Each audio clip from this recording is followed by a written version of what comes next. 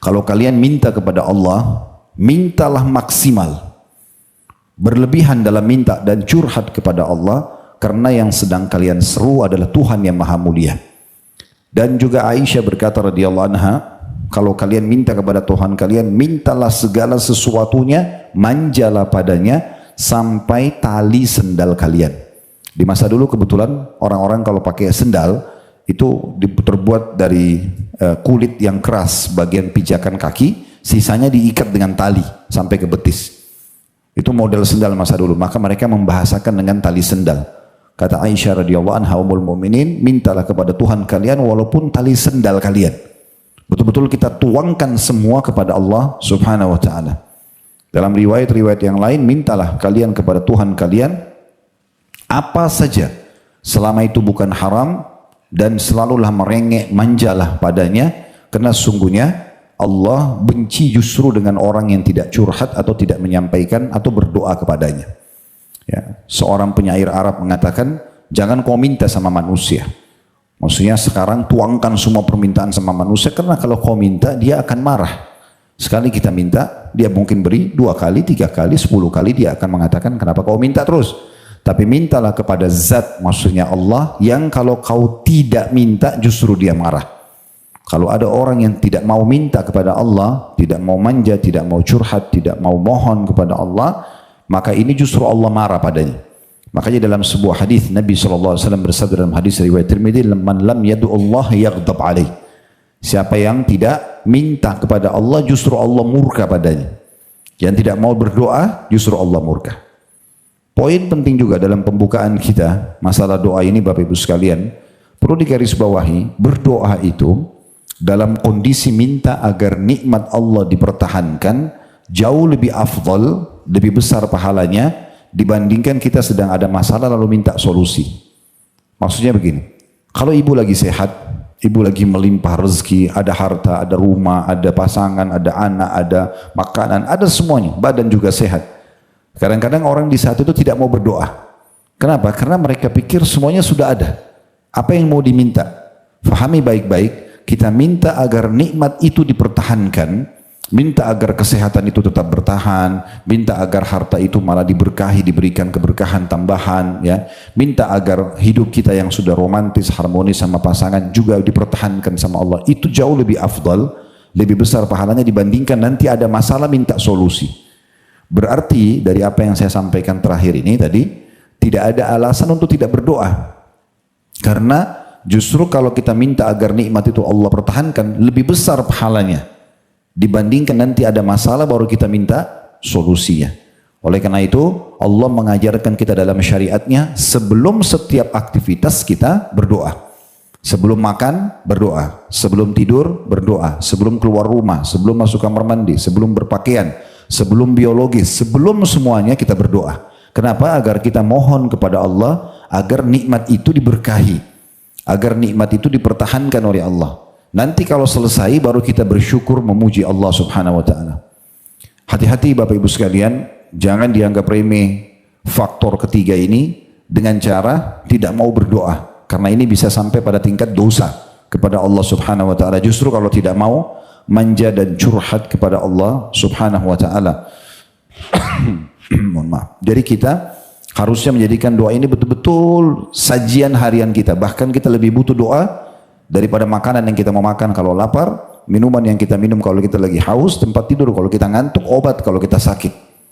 Sebelum pergi ke dokter, berdoa dulu sama Allah. Ya Allah, sembuhin penyakit saya. Nanti Allah akan datangkan cara kesembuhan ya dari sisinya. Tiba-tiba kita konsultasi sama seorang dokter cocok, resepnya cocok, sembuh. Apakah dokter sama resep yang sembuhkan? Tentu saja bukan. Justru Allah Subhanahu wa taala yang mudahkan. Jangan sampai Bapak Ibu sekalian kita sakit lalu konsultasi sama dokter menjadi program nomor 1, melupakan doanya. Sehingga nanti kalau sudah mentok, sudah 20-30 dokter yang diajak ngomong, konsultasi dan ternyata nggak sembuh-sembuh, barulah mereka sholat malam berdoa kepada Allah. Ini keliru. Kalau sholat malam di hari pertama, maka Allah akan mudahkan kesembuhannya. Allah akan mudahkan segala urusannya. Bahkan mintalah segala sesuatu walaupun itu hal kecil di mata kita. Kenapa Bapak Ibu mengharamkan diri dari pahala dengan kalau mau keluar ke mall misalnya mau belanja, lalu kita minta ya Allah mudahin parkiran buat saya. Mungkin sederhana, tapi bisa saja hanya dengan mohon itu, mudahkan pakaian yang saya ingin beli, mudahkan makanan yang saya ingin makan dari restoran itu bisa. Kita dapat nikmatnya, kita dapat pahalanya. Karena doa itu adalah ibadah kepada Allah Subhanahu wa ta'ala. Bahasa jangan curhat sama manusia juga ini perlu difahami Bapak Ibu sekalian. Kata sebagian ulama, kalau seandainya yang kita ajak ngomong ini, yang kita curhati, orang yang mencintai kita, seperti kedua orang tua kita misalnya, kita tuangkan nih kepada dia, saya masalah begini, saya masalah begitu. Sebenarnya kita sedang membuat mereka sedih. Sebenarnya kita sedang membuat mereka sedih. Berapa banyak anak-anak yang tidak menyadari masalah ini, mereka masuk ke bab durhaka dengan orang tua tanpa mereka sadari. Di saat ada masalah rumah tangganya, datang curhat. Dia sampaikan ya kepada kedua orang tuanya, suami saya begini, istri saya begini, segala macam dituangkan, orang tuanya kepikiran. Mau nggak mau, karena mereka mencintai kita. Pada saat mereka kepikiran, dan ternyata si suami istri yang ribut tadi sudah baikan, mereka nggak datang menyampaikan ke orang tuanya lagi, oh kami sudah baikan. Mereka tiba-tiba sudah baikan, sementara orang tuanya terus kepikiran. Ini bisa masuk ke bab durhaka pada orang tua, karena membuat mereka terbebani secara pikiran. Ya, makin kita tidak bebankan sama manusia, makin bagus. Yakinlah Bapak Ibu sekalian, puncak doa seseorang hamba adalah bagaimana justru dia selalu melibatkan Tuhannya Allah Subhanahu wa ta'ala dalam setiap keadaan dia. Dia manja, dia merengek, dia mohon kepada Tuhannya, maka itu akan sangat baik. Kalau yang kita sedang ajak bicara ini bukan orang yang mencintai kita, seperti misalnya teman baru kita kenalan, kita sudah curhat dengan dia. Sekarang dia tahu permasalahan kita, maka ini setiap saat bisa menjadi musuh kita. Setiap saat dia bisa menjadikan apa yang kita tuangkan dan kita sampaikan kepada dia menjadi senjata, karena dia sudah tahu kekurangan kita. Maka tidak ada manfaatnya untuk curhat dengan manusia, karena tidak akan mendatangkan solusi. Kalau orang yang kita cintai, kita hanya bebankan mereka. Kalau mereka tidak mencintai kita, maka mereka punya senjata setiap saat bisa menyerang kita dan menjatuhkan kita dengan apa yang kita sampaikan itu. Oleh karena itu, memahami doa ini penting sekali. Adalah bagaimana seseorang hamba itu manja, merengek, mohon kepada Tuhannya, dan ingat meminta agar nikmat dipertahankan jauh lebih baik daripada musibah sedang datang lalu minta solusinya. Walaupun itu bisa saja kita minta. Walaupun itu bisa saja kita minta. Baik, kita akan masuk ke syarat-syarat diterimanya doa. Sebelum kita baca apa yang ditulis di sini ya oleh penulis. Yang pertama harus ikhlas dulu Bapak Ibu sekalian, karena Allah Subhanahu wa ta'ala. Lawannya ikhlas, riya, pamer, ya, mau dipuji. Nah, kalau itu ada, kita ikhlas. Kita tidak pernah berharap pujian dari orang, ya, mau pamer sama orang. Kalau kita rajin berdoa, maka secara otomatis masuk dalam syarat diterimanya yang pertama. Ya. Salah satu cirinya orang yang tidak ikhlas dalam doa, kalau dia lagi pergi ke Mekah, depan Ka'bah sengaja foto menghadap Ka'bah, angkat tangan. Padahal tidak sedang berdoa. Tidak sedang berdoa. Supaya dia pamer sama orang, kalau saya berdoa depan Ka'bah loh. Nah, ini berarti bukan ikhlas karena Allah. Kalau orang ikhlas karena Allah, ada yang lihat, tidak ada yang lihat, di foto, tidak di foto, tetap aja dia angkat tangan berdoa sama Tuhannya. Kan gitu. Dan orang-orang yang suka riya ini, mudah-mudahan di sini tidak ada. Ya, insya Allah. Tapi orang yang suka riya, suka cerita sama orang, suka kejar pujian orang yang hanya sepanjang lidahnya, ini saya sarankan tidak usah lama-lama dalam riya itu. Maksudnya ada orang nih, dia sholat tahajud semalam sudah khusyuk, udah sendirian, dia sholat, dia nangis sama Tuhannya, besok ketemu sama teman-teman kantor, ketemu sama teman bisnis, mungkin sama ibu-ibu ketemu, lalu ngobrol, semalam itu saya sempat nangis loh waktu sholat malam. Bahasa ini untuk apa dia sampaikan? Manfaatnya apa buat temannya? Nggak ada. Unsurnya hanya karena masalah riya, supaya temannya bilang, oh kamu hebat ya. Selesai. Jadi semalam suntuk yang dia pakai ibadah hilang dengan hanya 2-3 kalimat yang dia ucapkan pahalanya, karena riya. Untuk apa? Orang yang seperti ini ringkas aja. Kalau Bapak Ibu ada niat untuk riya, mudah-mudahan tidak. Misalnya targetnya Ibu Fulan ingin menceritakan besok sama Ibu Fulana. Udah ndak usah tunggu besok, malam itu ketuk rumahnya bel. Nih saya mau sholat, lihat ya. Nah, kan selesai. Daripada sholat khusyuk, baru besok dicerita, kelamaan, gitu kan? Dan ini tidak ada manfaatnya. Makanya kata Nabi SAW, al-yasiru minar riya syirk. Sedikit saja riya sudah syirik, gak diterima sama Allah. Jadi ikhlas, ya. Ikhlas itu artinya memang kita ingin meraih pahala dari sisi Allah, tidak peduli dengan pujian dan celaan manusia. Itu syarat yang pertama. Jadi kalau mau doanya diterima, curhatannya kepada Allah dipenuhi, maka ikhlas. Kemudian yang kedua, tentu ikhlas ini berarti tidak pamer ya. Kalau kita harus berdoa di depan orang, misal memang kita lagi tawaf, kita lagi berdoa, ada orang yang dengar, itu nggak ada masalah. Memang di depan orang. Kalau ada yang tanya, ibu lagi berdoa ya? Iya, alhamdulillah, mudah-mudahan diterima doa kita ya. Kalau ditanya, kita jawab. Riya itu lebih jelas bagi orang yang tidak ditanya, dia cerita. Ya. Tapi kalau kita ditanya, ibu kenapa? Ibu mau kemana? Misalnya ibu tadi ke pengajian sini. Ditanya oleh seseorang, kerabat, tetangga, oh ya saya mau pergi ke pengajian. Karena ditanya kita jawab, insya Allah itu tidak riya. Tapi kalau tidak ada yang nanya, lalu dia sendiri yang, kamu ke pengajian enggak? Saya pergi loh. Enggak ada yang nanya, enggak ada yang apa. Hari Senin nih, kamu puasa enggak? Saya puasa loh. Enggak ada yang nanya. Maka ini riya. Ya.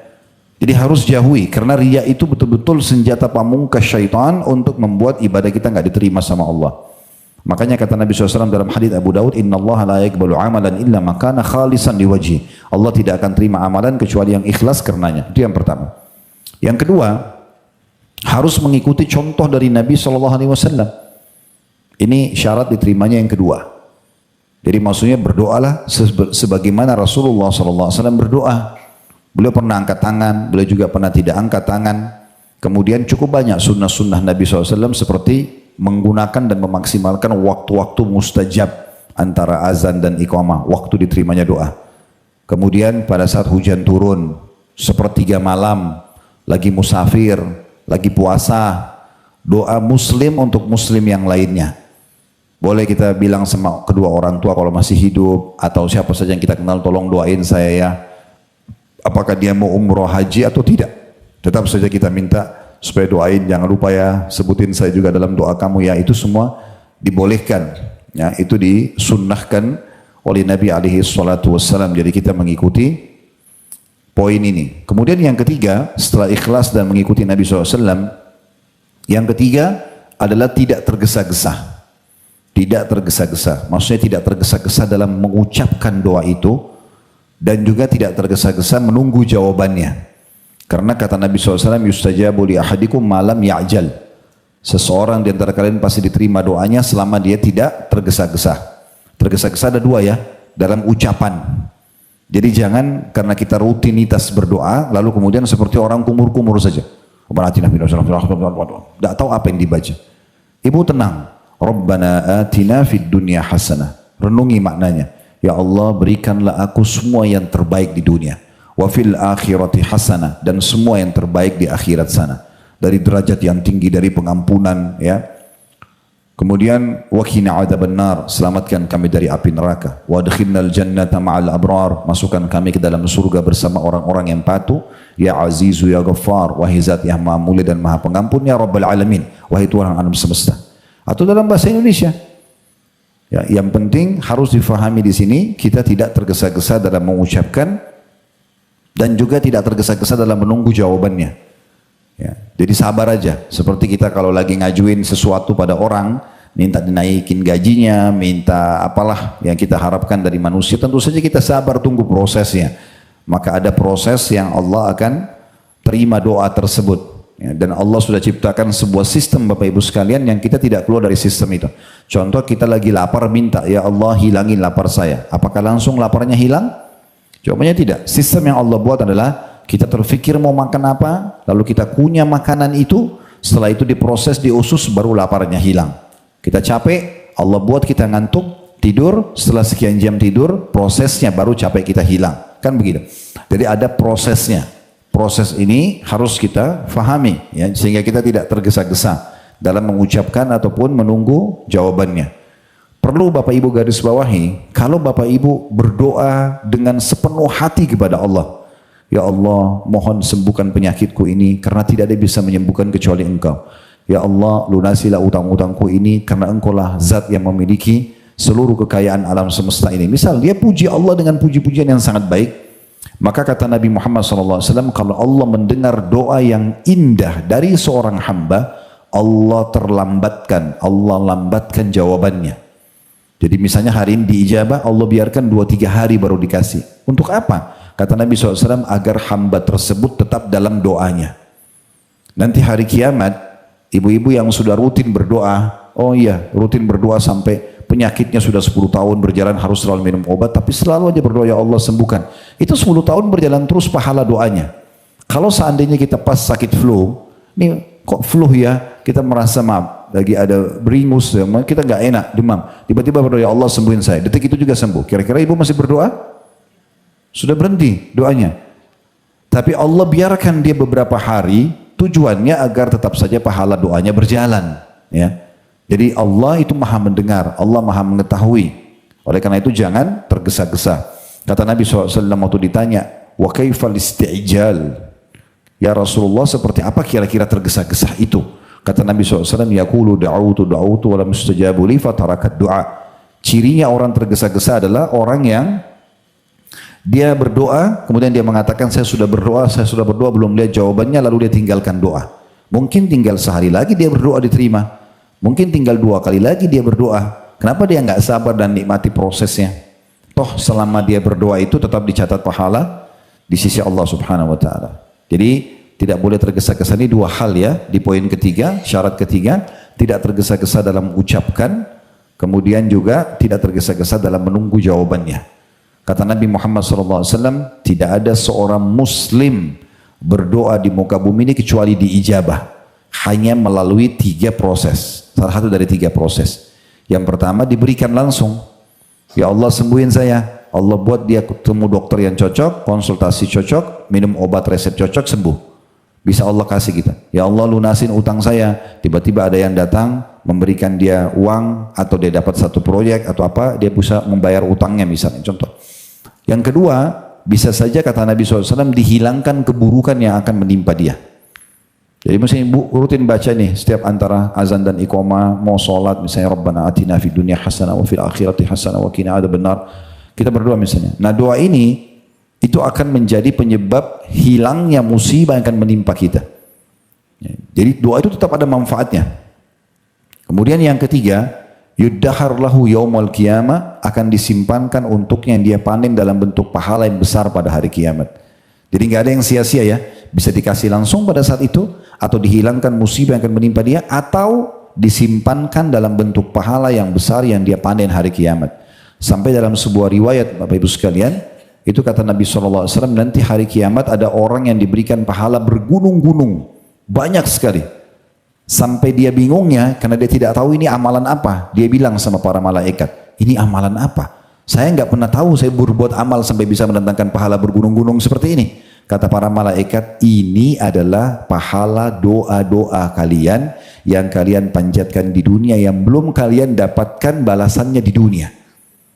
Saya ibu bilang, ya Allah sembuhin saya. Tapi ibu sampai meninggal tidak sembuh. Maka pahalanya kan jalan terus tuh. Nanti dalam bentuk pahala yang besar hari kiamat. Gitu kan? Nah nanti kata Nabi SAW, orang-orang yang dapat pahala bergunung-gunung ini berharap di saat itu agar semua doa yang mereka panjatkan selama di dunia tidak dikasih di dunia. Biar mereka panen dalam bentuk pahala yang besar pada hari kiamat. Jadi nggak ada doa sia-sia. Dikasih langsung, atau dihilangkan musibah yang akan menimpa dia, atau Allah simpan yang dia dalam bentuk pahala yang dia panen nanti hari kiamat. Ini syarat yang ketiga ya, tidak tergesa-gesa. Syarat yang keempat, memulai doanya dengan memuji-muji Allah. Harus puji Allah dulu. Minimal sekali ibu bilang Alhamdulillah, minimal. Ini dikaitkan dengan yang kelima sekaligus, baca salawat kepada Nabi SAW. Ini wajib hukumnya. Minimal ibu bilang Alhamdulillah wassalatu wassalamu ala rasulillah. Segala puji dan puja kehadirat Allah, juga salawat dan taslim kepada Nabi Muhammad SAW. Lalu baru ibu masuk ke doanya. Itu minimal. Makin banyak ibu puji Allah makin bagus.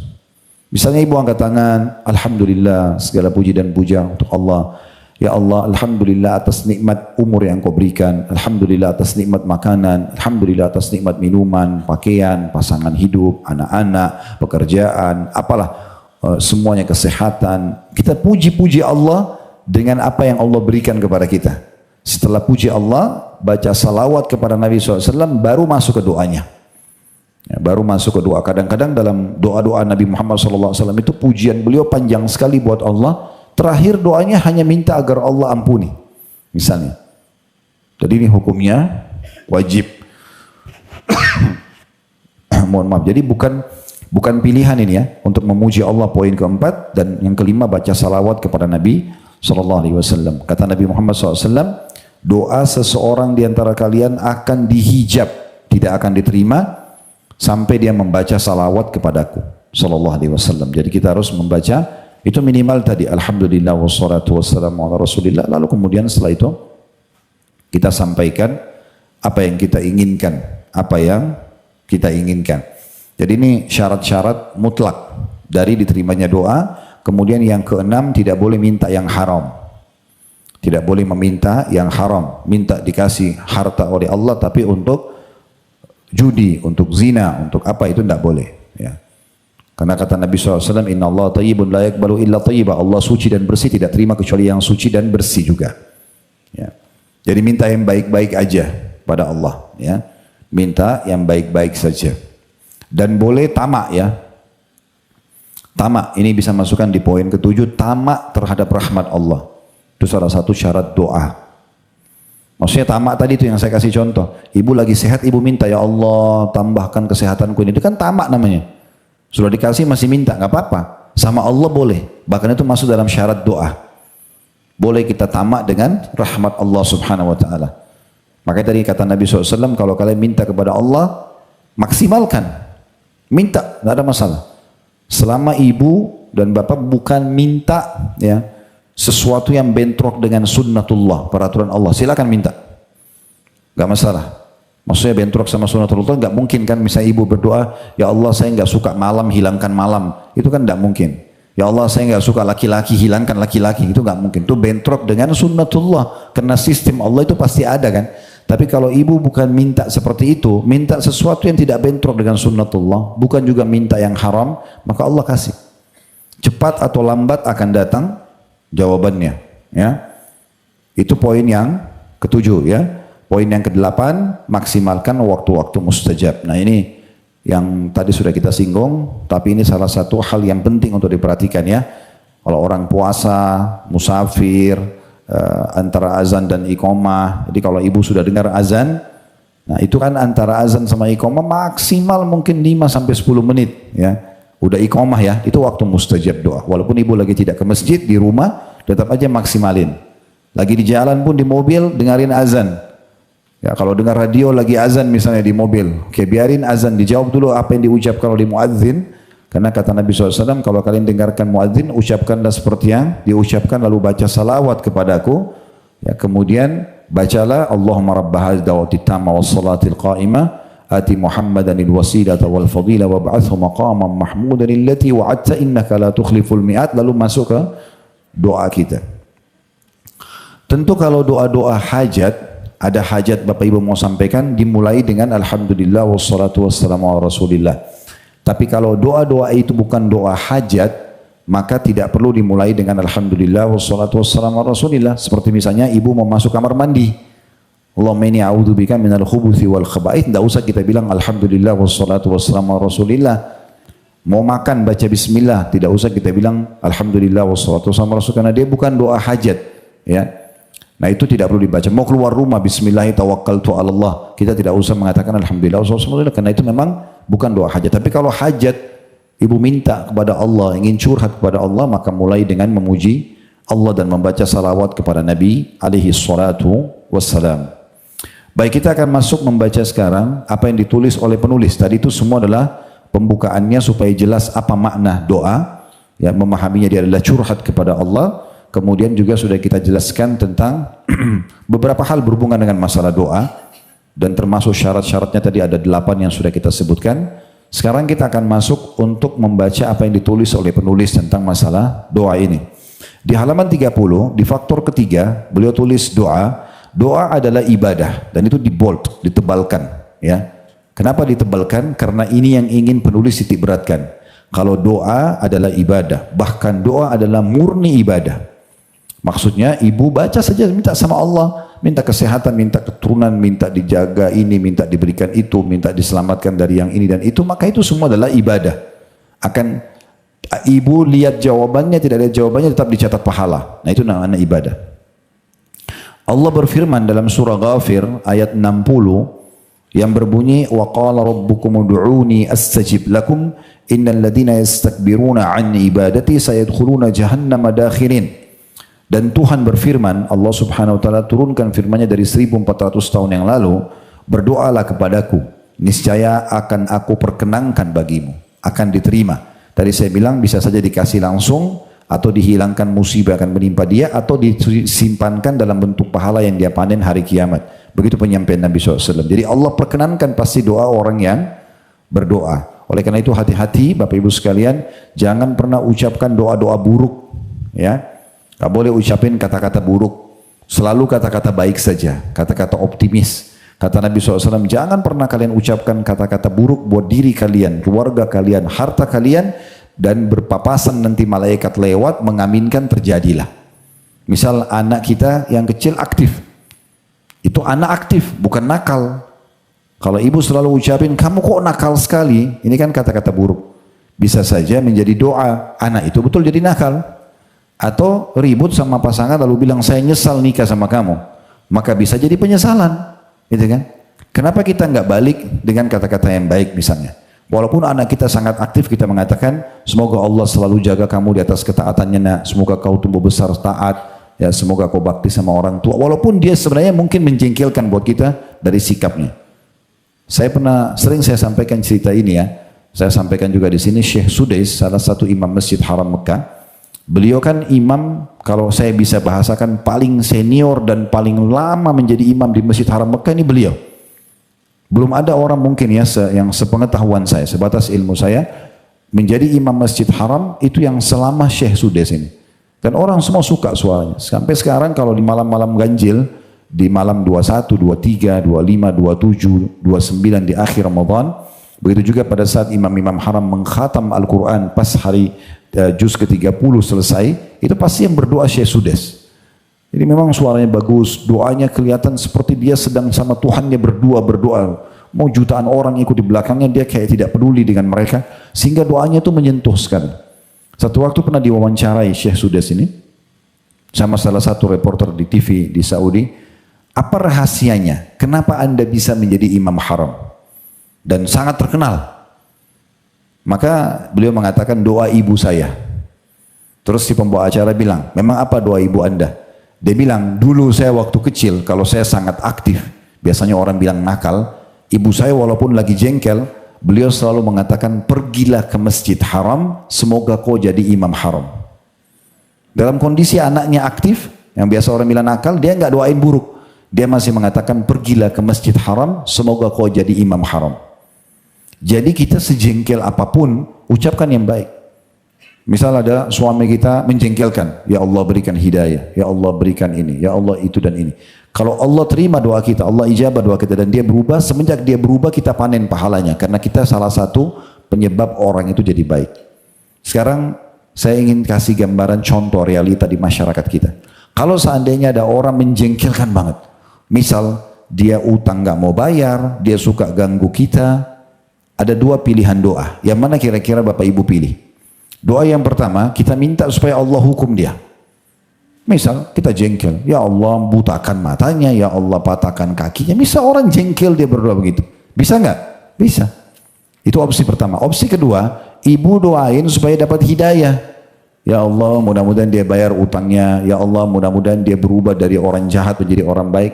Lalu Allah ijabah. Kira-kira mana yang lebih bagus? Benar.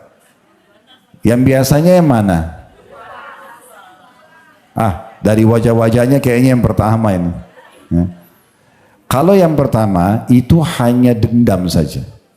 Ya Allah patahkan kakinya. Baik Allah ijabah karena kita terzalimi, patah kakinya. Terus ibu dapat apa? Nggak dapat apa-apa. Cuma Allah terima. Kalau kita terzalimi diterima nggak doanya? Diterima. Tapi kalau kita doain dia binasa, dia celaka, oke diterima. Habis itu dapat apa? Gak ada, cuma dendam doang. Udah selesai Allah balasin, udah habis itu gak ada apa-apa. Tapi kalau kita berdoa, ya Allah berikan hidayah, ya Allah berikan petunjuk, lunakkan hatinya, lalu dia dapat hidayah, dia bayar utangnya, dia berhenti ganggu kita, dia datang minta maaf. Semenjak itu kita panen pahala dia menjadi baik ke depan. Oleh karena itu, hati kita harus selalu dibersihkan. Ya, orang jahat pun itu selalu didoakan yang baik-baik saja, supaya Allah kasih mereka petunjuk. Ini termasuk bagian daripada ayat yang sedang kita bahas. Jadi Allah perkenankan. Ya, semua doa diijabah, maka hati-hati jangan ucapkan kalimat-kalimat buruk. Ini saran saya saja, Bapak Ibu mulai hari ini jadikan rangkaian doanya begini. Ya Allah, aku memohon ampun kepadamu atas semua kata-kata buruk yang pernah aku ucapkan untuk diriku, keluargaku dan hartaku. Kita berdoa begitu. Karena jangan sampai penyakit yang menimpa kita, ributnya rumah tangga yang terjadi, nakalnya anak-anak dan segala macam, mungkin kena lisan kita. Maka kita memohon ampun, ya Allah, aku memohon ampun kepadamu dari semua kata-kata buruk yang pernah aku ucapkan buat diriku, keluargaku dan hartaku. Karena kalau itu betul penyebabnya, maka akan diangkat sama Allah. Ya. Jangan heran setelah itu kalau misalnya tiba-tiba anak kita berubah jadi bakti, suami kita jadi baik, istri kita jadi baik, dan seterusnya, itu bisa saja terjadi. Tidak ada yang mustahil. Ya. Karena doa itu sangat ampuh sekali. Ya. Sangat ampuh sekali. Sesungguhnya kata Allah, orang-orang yang sombong maksudnya tidak mau berdoa, tidak mau menyembahku, maksudnya berdoa akan masuk neraka jahanam dalam keadaan hina dan dina. Ya, di sini berarti opsinya berdoa berpahala, kalau tidak mau berdoa berdosa. Ini kan luar biasa, berarti Allah memang mau kita manja, Allah mau kita mohon. Dan ingat, saya ulangi lagi, ini yang ketiga kali saya ulangi, memohon agar nikmat itu dipertahankan dan tamak dengan rahmat Allah bagian daripada doa itu sendiri. Jadi nggak usah tunggu sakit baru berdoa, enggak. Berdoa terus, setiap saat. Karena minta dipertahankan kesehatan jauh lebih afdal di sisi Allah SWT dibandingkan sakit minta supaya dikasih kesembuhan. Jadi nggak ada alasan untuk tidak berdoa. Ya. Dan kata Nabi SAW, ini kalau saya tanya Bapak Ibu sekalian, mau nggak di saat kita lagi genting, lagi butuh, Allah ijabah doa kita? Mau nggak diijabah doanya? Kita lagi sakit, kita lagi ada masalah, diganggu orang, lalu kita dapat solusinya. Maka kata Nabi SAW, kenali Tuhanmu di saat kamu lapang, dia akan mengenali kau di saat kamu sedang susah. Jadi kalau mau diijabah doanya di saat kita genting, justru di saat kita sehat, lagi nggak ada masalah, rajin berdoa. Nanti di situ akan dibantu oleh Allah. Nah seperti itu. Jangan nanti kita malah rajin beribadah di saat ada masalah saja. Orang yang seperti ini biasanya setelah selesai masalahnya, penyakitnya sembuh, utangnya lunas, sudah berhenti berdoa. Karena memang dia bukan jadikan doa itu sebagai ibadah. Kemudian beliau mengangkat penulis ini di halaman 31 setelah firman Allah SWT surah Ghafir ayat 60 adalah sabda Rasulullah SAW, ad-du'a'u huwal ibadah. Ketahuilah doa itu adalah ibadah. Artinya kita lihat jawabannya, tidak lihat jawabannya, tetap akan panen pahala pada hari kiamat nanti. Selain memang sangat dekat dengan ijabah, bisa Allah kasih. Jadi kata penulis, doa adalah ibadah karena Allah Azza wa Jal. Azza wa Jal maksudnya sifat-sifat Allah ya, makanya dimiringkan. Azza wa Jal maksudnya mulia dan maha tinggi. Sebab ketika hamba mengangkat kedua tangannya kepada Rabbnya, maka ia mengetahui bahwa tidak ada yang kuasa menghilangkan mudarat dan kesusahan yang menimpanya kecuali dia. D-nya besar, kata ganti Allah. Dan tidak ada seorang pun yang mampu merubah keadaannya dari kesusahan menjadi kesenangan kecuali Allah. Tadi saya bilang, kita kalau sehat, lagi banyak nikmat yang ciptakan kita Allah, yang ciptakan nikmat Allah, yang bisa pertahankan hanya Allah. Kita kalau lagi ada musibah, masalah, maka yang ciptakan kita Allah, yang ciptakan musibah itu Allah, yang bisa memberikan jalan keluar hanya Allah. Maka beruntunglah hamba yang faham tentang poin ini. Kemudian dikatakan, dan tidak ada seorang pun yang mampu merubah keadaan dari kesusahan menjadi kesenangan kecuali Allah. Dengan demikian, doa adalah ketundukan di hadapan Sang Pencipta dan munajat kepada Allah. Doa adalah seruan dari hamba kepada Rabbnya, curhatannya kepada Tuhannya, agar memberikan inayah kepadanya, maksudnya pertolongan. Ia memohon pertolongan kepadanya, N-nya besar kata ganti Allah, kepadanya ya, dan memohon pertolongan dan taufik darinya.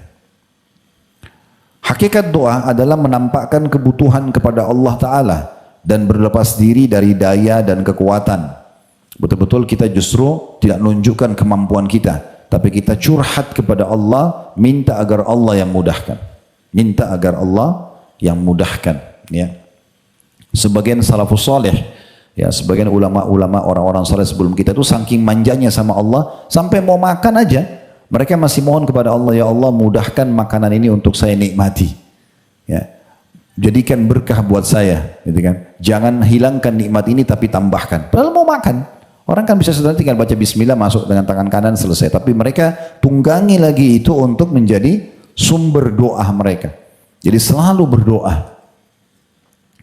Doa adalah tanda peribadatan. Karena itu Nabi SAW mengatakan doa adalah ibadah. Merasa butuh mengandung pujian kepada Allah Ta'ala dan menisbatkan kemurahan kepadanya. Ada yang mengatakan doa adalah kunci kebutuhan itu sendiri. Ya, ada satu ulama di Mekah dulu, tabi'in, namanya Sufyan Ats-Tsauri. Kalau Bapak Ibu searching di Google Sufyan Ats-Tsauri, banyak sekali kisah beliau, karena ini orang soleh banget. Tapi salah satu julukan beliau adalah Sajjad. Sajjad itu orang yang suka sekali kalau sujud. Ya, dia kalau sujud kepada Allah tidak angkat kepalanya kecuali semua sudah dituangkan kepada Allah. Itu ciri khasnya dia. Ya, sampai dahinya hitam. Dia kena selalu sujud. Kalau dia sujud dia tidak angkat kepalanya. Sampai salah satu temannya pernah menceritakan, saya pernah tawaf di Ka'bah karena mereka tinggal di Mekah. Saya pernah tawaf di Ka'bah sementara Sufyan Ats-Tsauri sedang sujud di sujud pertama di rakaat pertama. Kemudian saya tawaf 1, 2, 3 sampai 7 kali tawaf. Itu Sufyan Ats-Tsauri masih di sujud pertama di rakaat pertama.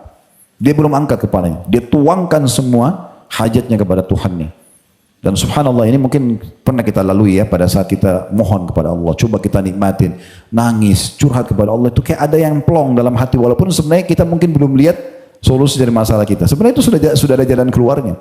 Tinggal kita continue aja, rutinkan aja. Selesai, akan ada solusi. Karena orang kalau minta kepada Tuhannya, itulah sumber yang paling benar. Makanya saya bilang tadi, jangan jadikan Allah sebagai nomor ke-30. Ya. Dokter terus, setelah itu mentok baru sholat tahajud, baru berdoa. Ini sayang banget. Kenapa enggak dari awal sholat malamnya? Nanti Allah akan mudahkan urusannya, selesai. Selanjutnya kata penulis, doa itu memiliki keistimewaan. Di antaranya bahwa doa adalah ibadah. Artinya dicatat pahala di sisi Allah. Keikhlasan, tadi karena syaratnya harus ikhlas. Puji-pujian, memuji Tuhan Allah, karena tadi syaratnya juga harus memuji Allah. Syukur, kita bersyukur, berterima kasih pada Allah dan mohon pertolongan kalau lagi ada masalah. Allah telah menjelaskan bahwa seandainya bukan karena doa, niscaya beberapa kaum telah dibinasakan. Tetapi Allah Subhanahu wa taala menyelamatkan mereka disebabkan karena doa mereka. Jadi sebagian tokoh-tokoh Mekah, Bapak Ibu sekalian, tokoh Quraisy dulu, mereka sebenarnya kufur kepada Allah. Tetapi karena mereka yakin Ka'bah itu rumahnya Allah, mereka juga kalau tawaf masih minta sama Allah. Ya, minta sama Allah agar dimaafkan kesalahannya, agar diberikan keturunannya. Tapi mereka syirik. Mereka masih datangkan patung-patung sebagai sekutunya Allah. Maka karena itu mereka dianggap kufur. Tapi karena mereka masih berdoa, maka doa itu yang membuat bisa menahan siksa Allah maksimal datang kepada mereka. Padahal mereka dalam kondisi kafir. Apalagi kalau dasarnya kita Muslim.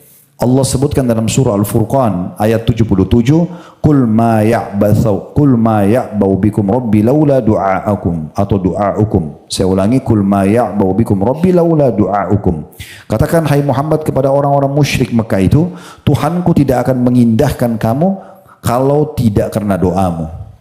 Maksudnya kalian tidak akan dikasih kesehatan dan dikasih segala macam kalau kalian tidak berdoa, walaupun kalian dalam keadaan kafir. Apalagi kalau dasarnya orang itu beriman.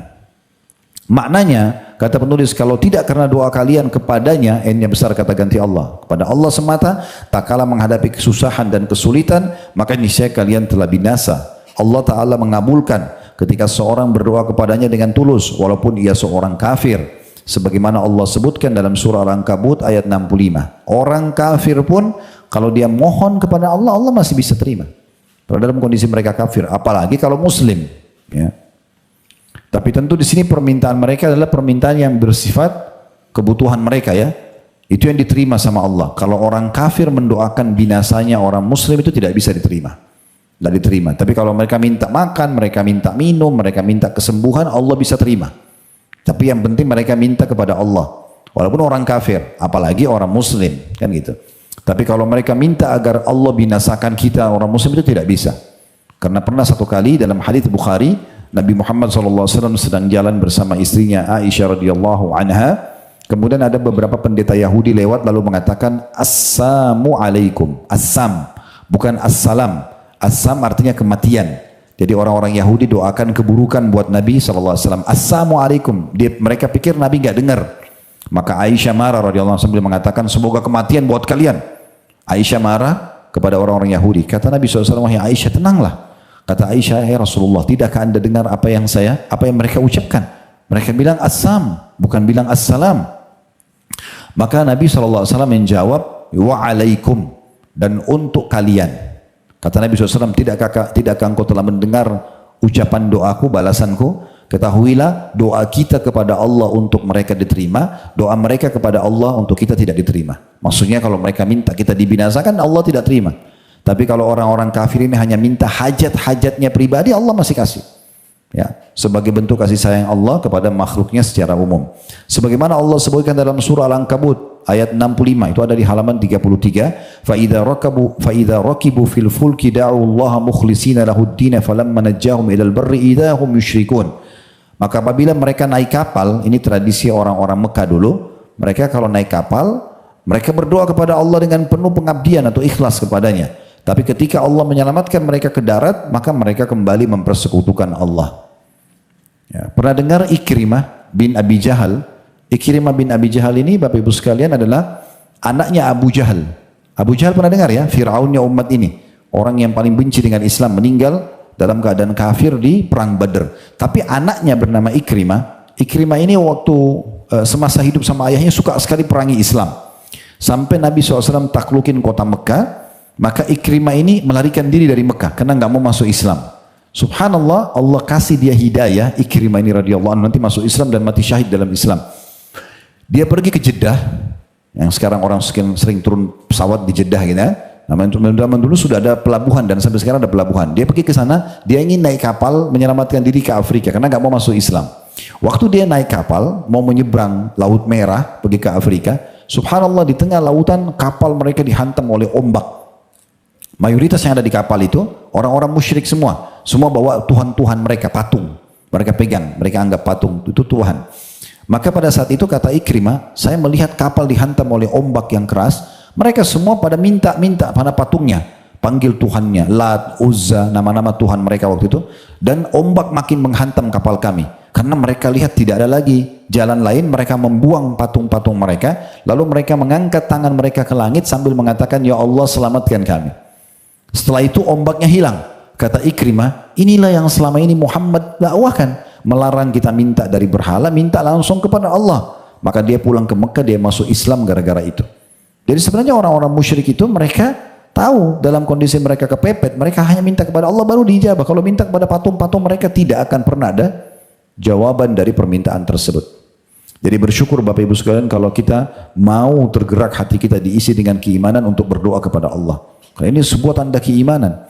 Banyak orang karena tidak kenal Tuhan Allah, mereka minta-minta sama yang mereka anggap Tuhan. Ya, ini sering saya sampaikan juga di pengajian, saya ingatkan juga di sini.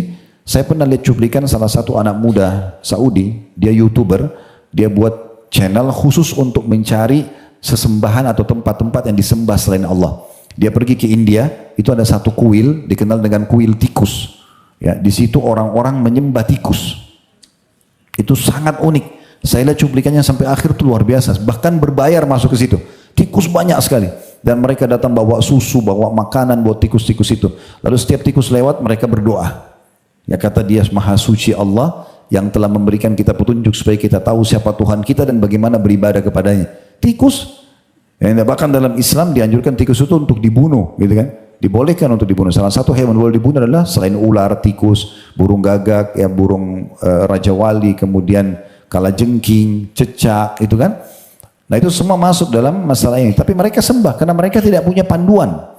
Kita syukur punya panduan, diperkenalkan dan dimanjakan sebagai seorang muslim. Ada Tuhan kalian namanya Allah. Allah itu Esa loh, pencipta alam semesta. Ini kitabnya turun Al-Quran tinggal ikuti. Ini adalah utusannya Nabi Muhammad SAW punya sunnah-sunnah tinggal diikuti. Selesai kalian akan selamat.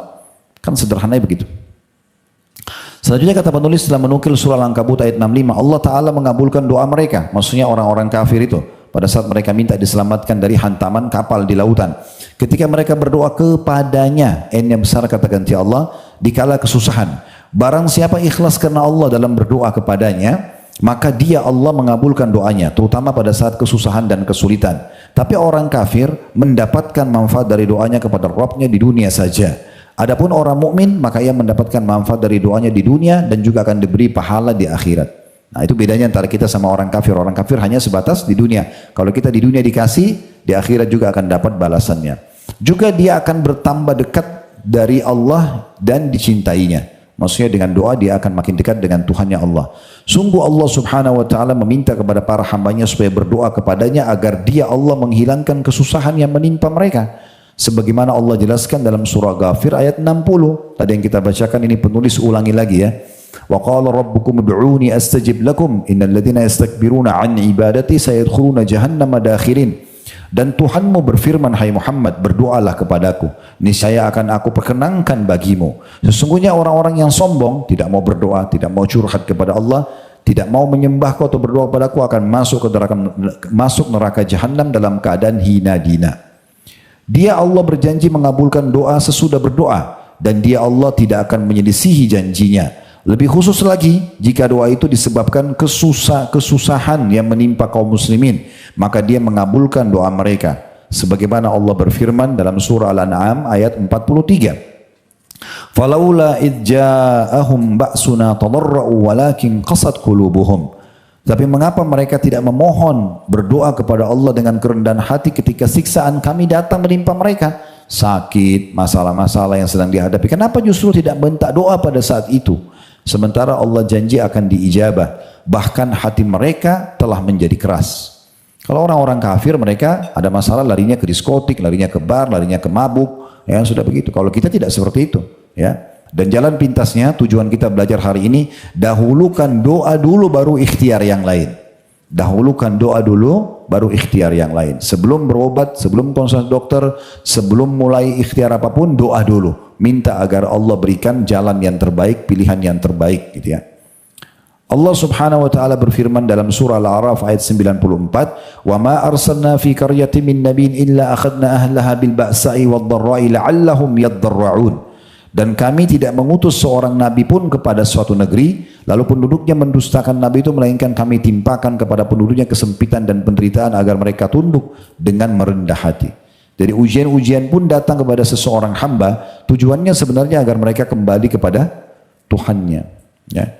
Mungkin Bapak Ibu pernah alami ya, ada masalah apa genting dalam hidup kita, lalu kita curhat sama Allah, kita berdoa, kita nangis. Jadi resep yang paling baik itu, ada masalah, wudu, pakai mukenahnya di tempat sejadahnya, sujud kepada Allah, minta, itu sudah solusinya. Setelahnya nanti kita tinggal ikhtiar yang lain, Allah akan mudahkan. Kekerasan yang terdapat dalam hati adalah merupakan dampak dari dosa-dosa. Maksudnya kayak tidak mau berdoa, ya, sering putus asa terhadap Allah. Dari masalah bukannya dia bertaubat, malah dia berbuat dosa yang lainnya misalnya. Ini semua kekerasan terdapat dalam hati merupakan dampak dari dosa-dosa. Dan itu adalah sebab karena tidak merendah diri kepada Allah, serta tidak tunduk kepadanya hingga dikala kesusahan. Barang siapa tidak merendahkan diri kepada Allah, terutama dikala kesusahan, maka hatinya keras. Dan kekerasan hati itu peringatan terhadap kebinasaan. Sedangkan hati yang paling jauh dari Allah adalah hati yang keras. Ya. Jadi Bapak Ibu perlu dengar ya, ada hadis Nabi SAW yang berbunyi, kalau seorang hamba berbuat satu kebaikan, ibu dan bapak lagi duduk majelis ilmu begini, atau lagi zikir habis sholat, atau sholat 5 waktu, atau puasa, atau sedekah, atau umrah, atau haji, atau apa saja, maka setiap ibu dan bapak habis kerjakan satu ibadah itu, Allah akan teteskan dalam hatinya satu cahaya putih. Kalau kerjakan ibadah lagi, tetesan putih lagi. Begitu terus, kalau ibu dan bapak sibuk dari ibadah ke ibadah, nanti hatinya menjadi terang benderang. Orang seperti ini hatinya lunak. Dia cuma dengar guntur aja sudah ketakutan kepada Allah. Dia lihat orang susah dia langsung mau bantu. Dia lihat orang mati dia khawatir kalau dia meninggal nanti Allah hisab. Itu karena hatinya lunak. Kata Nabi SAW sebaliknya, kalau orang berbuat dosa, kalau hamba berbuat dosa, Allah akan teteskan dalam hatinya satu titik hitam. Kalau dia taubat, bersih kembali. Kalau dia tidak taubat, dia ulangi dosa, maka ada titik hitam yang lainnya. Terus saja titik hitam itu ada dalam hatinya kalau dia tidak taubat, sampai hatinya menjadi hitam kelam. Bahkan bisa lebih keras dari batu. Orang seperti ini, mau dia jalan sama temannya, tabrakan, temannya mati, dia selamat, tetap aja dia tidak ambil pelajaran. Fenomena alam, banjir, tsunami, apa saja tidak menyentuh hati dia. Hatinya keras. Kenapa? Karena dosa-dosa tersebut. Makanya di sini beliau mengatakan kekerasan terdapat dalam hati adalah merupakan dampak dari dosa-dosa, dan itu adalah sebab karena tidak merendahkan diri kepada Allah serta tidak tunduk kepadanya, hingga dikala kesusahan pun tidak mau berdoa. Barang siapa tidak merendahkan diri kepada Allah terutama dikala kesusahan, maka hatinya keras, dan kekerasan hati itu peringatan terhadap kebinasaan. Sedangkan hati yang paling jauh dari Allah adalah hati yang keras. Karena itu wajib atas kaum muslimin, saya ulangi lagi, wajib atas kaum muslimin pada umumnya merendahkan diri kepada Allah dikala susah dan dikala senang. Setiap muslim menyamaratakan doanya untuk semua kaum muslimin. Berdoa kepada Rabbnya agar melenyapkan segala kemaksiatan baik zahir maupun batin yang dijumpai di masyarakat, dan mendoakan dengan kebaikan untuk para pemimpin kaum muslimin serta memberikan taufik kepada perkara yang dicintai dan diridhoi oleh Allah. Di paragraf ini sedikit saya mau jelaskan. Yang diingatkan oleh penulis adalah usahakan dalam setiap berdoa Bapak Ibu sekalian selalu libatkan muslimin. Kita bilang misalnya yang sering kita dengar ya, Allahumma gfir lil muslimina wal muslimat, ya Allah ampunilah semua laki-laki muslim dan perempuan muslimah, mukminin dan mukminat, laki-laki mukmin dan perempuan mukminah. Terus kita tambah al ahya minhum wal amwat, yang hidup dan juga yang sudah meninggal. Ini doa dahsyat sekali Bapak Ibu sekalian. Karena kata Nabi SAW, siapapun yang mendoakan saudaranya muslim, maka dia akan diberikan untuk satu muslimnya satu pahala. Jadi detik ini ibu cuma bilang, Allah maghfir lil muslimina wal muslimat. Sekarang jumlah umat Islam misalnya 2,5 miliar. Ibu dapat 2,5 miliar pahala hanya itu saja. Gak ada susahnya.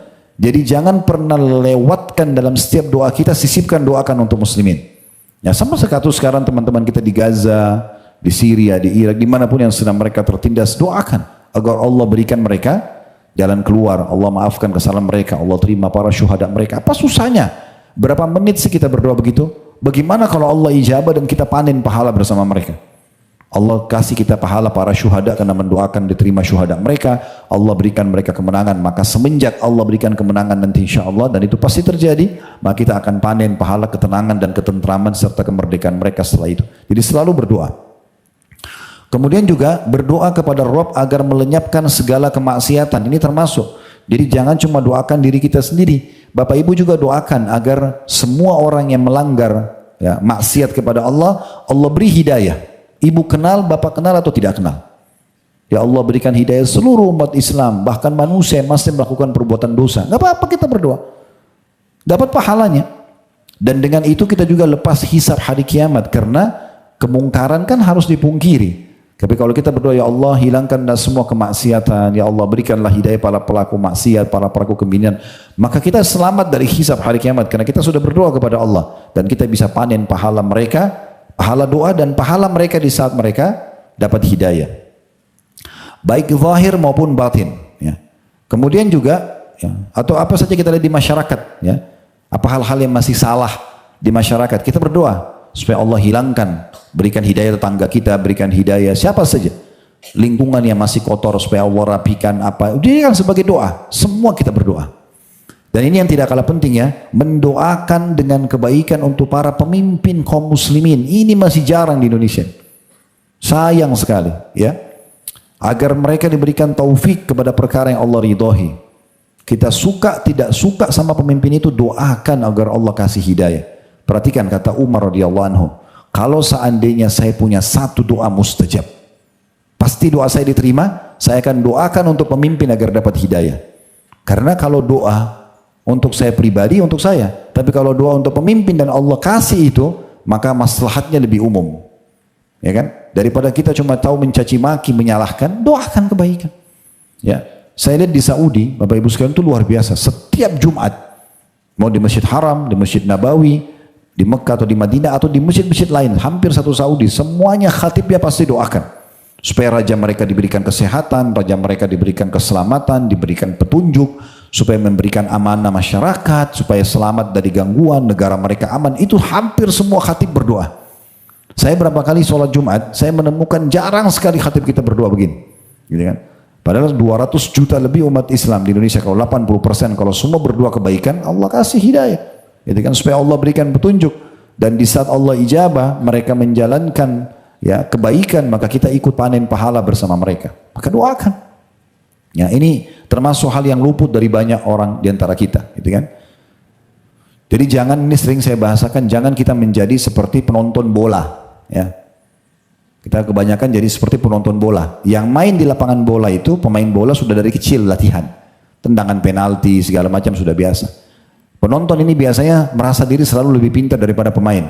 Begitu pemainnya luput satu kali tendang penalti, pasti dibodoh-bodohin, pasti disuruh ganti, pasti begini dan begitu. Padahal kalau dia masuk jadi pemain belum tentu bisa. Kan gitu.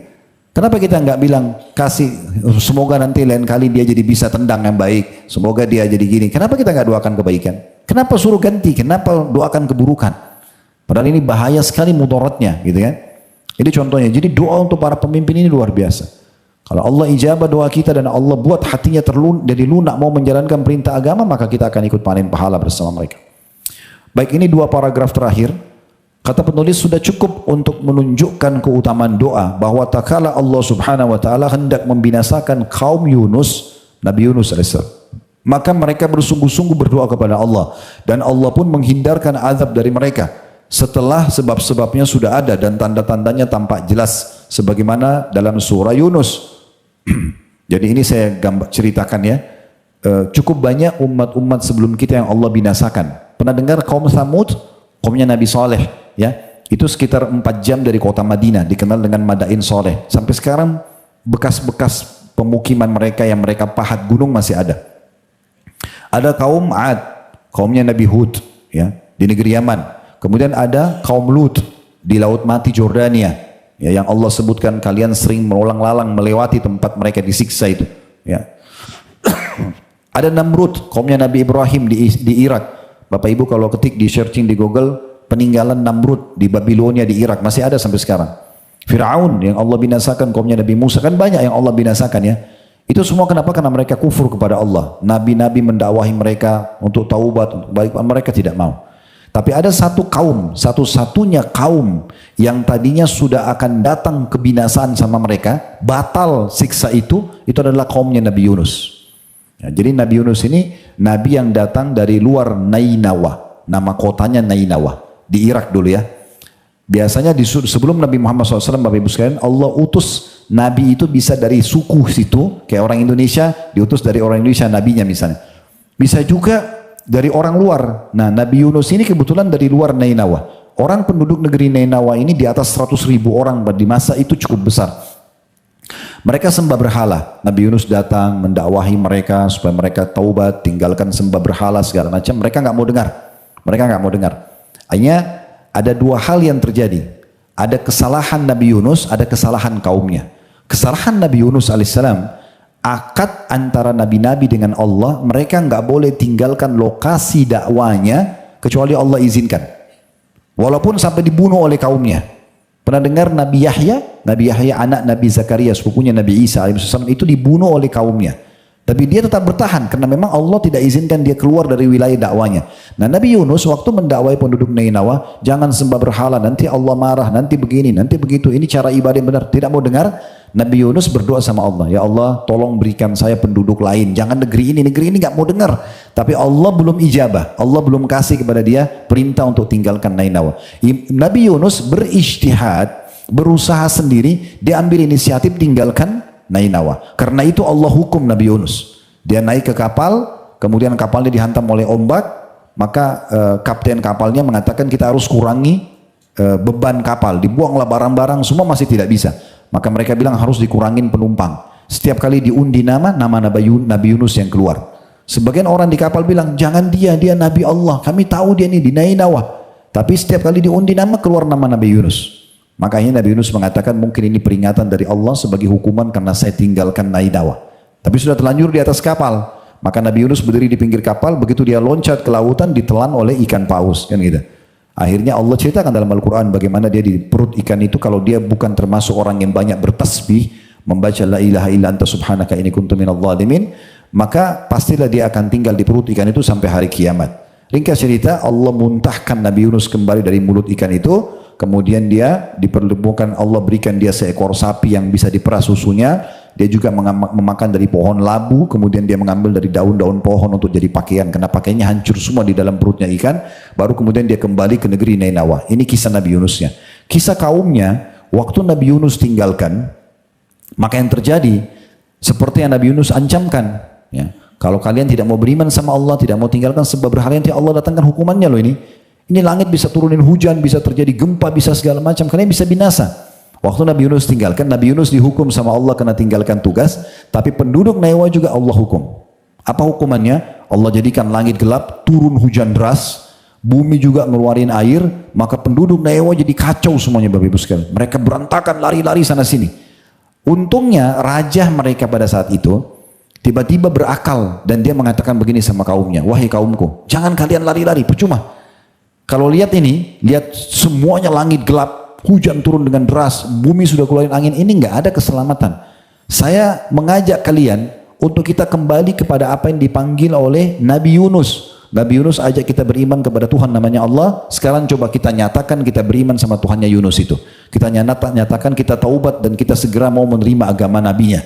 Maka serentak waktu itu semua yang lagi lari-lari itu kumpul semuanya sujud kepada Allah, mengatakan ya Allah kami beriman kepadamu. Terjadi keajaiban luar biasa. Langit yang gelap jadi terang, kemudian air semua nyurut kembali masuk ke bumi, akhirnya mereka tidak jadi dibinasakan.